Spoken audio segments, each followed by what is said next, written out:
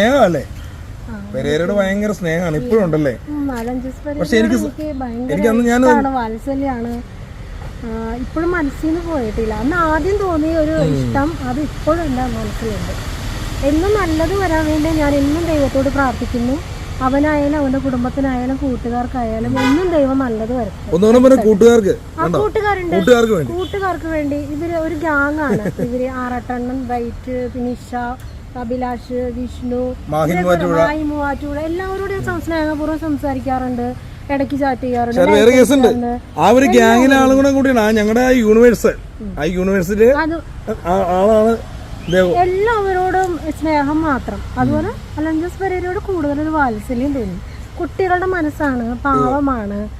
അത് ആരൊക്കെ എന്തൊക്കെ പറഞ്ഞു കഴിഞ്ഞാലും എന്തെങ്കിലും ഉണ്ടെങ്കിൽ തന്നെ ഞാനവന് പറഞ്ഞ് മനസ്സിലാക്കും. ഇങ്ങനെ വേണം, അങ്ങനെ വേണം എന്ന് വെച്ചാൽ ശകാരിക്കുന്നിടത്ത് അങ്ങനെ ശകാരിക്കാറുണ്ട് ഇടയ്ക്ക്.